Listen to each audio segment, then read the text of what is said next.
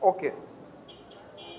So, you understood that nous avons 3 exodes pour que Dieu soit parfait. Comme nous venons de lire dans le sermon, le 3e exode. Au paragraphe 298 à 300. Voyez? Donc le premier exode, qu'est-ce qu'il le fit?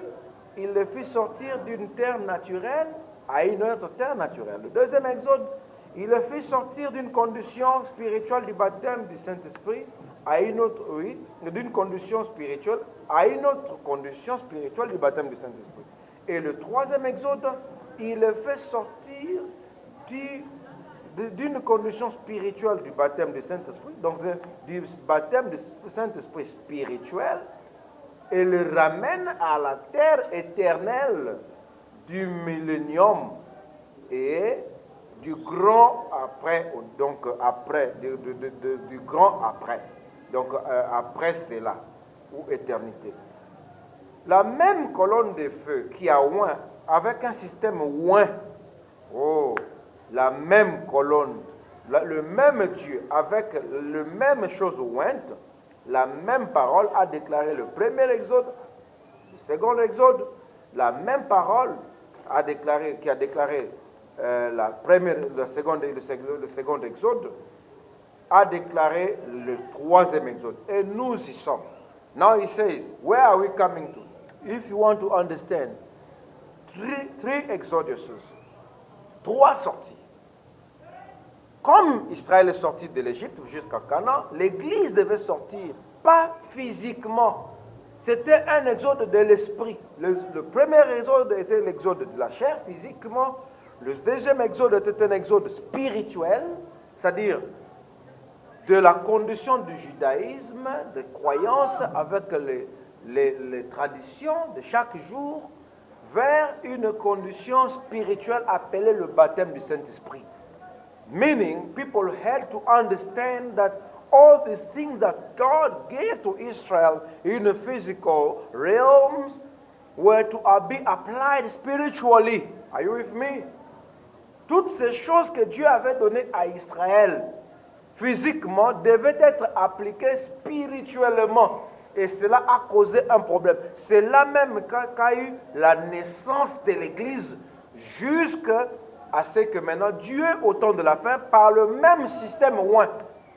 Le problème est que le rassemblement n'est pas mauvais, mais c'est un système lorsque Dieu appelle un peuple dans un autre mouvement, le vieux système perd de l'onction, ça devient ikabod, ça devient dénominationnel. It becomes a denominational, an expired system, although people have a difficulty to swallow it up.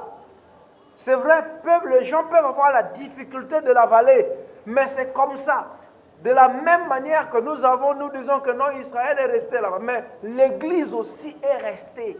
Parce qu'aujourd'hui, il nous appelle maintenant d'une condition spirituelle du baptême du Saint-Esprit, vous êtes avec moi?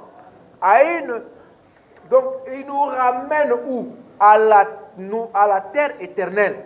La terre éternelle, c'est que, vous voyez, la Bible dit que les cieux de la terre passeront, mais ma parole ne passera pas. C'est la terre de la parole. Une terre créée, comme le prophète de Dieu dit, le temps vient, dans le 5e psaume, où on n'appellera plus Ève pour lui dire, Ève vient produire des enfants. De sa parole, de la poussière de la terre, il appellera et je répondrai. Voici un autre. C'est la nouvelle création au moyen de la parole. Quelle parole? Pas la Bible, mais la parole de l'inspiration entre les lignes de la Bible. C'est quoi? C'est ça la parole qui était cachée. Donc, avant, on disait que c'était scellé au dos du livre, mais c'était toujours dans le livre, mais caché dans les écrits. C'était scellé de 7 sceaux. C'est à cela que sert le 7 sceaux. That is the use of the 7th seal. Le 7e sceau, c'est la parole pour la création. C'était le mystère du granit blanc. Ce n'est pas encore amener les gens quelque part, les forcer à chercher un baptême du Saint-Esprit. Quelconque, oui, Ils auront tout un tas de sensations et des émotions.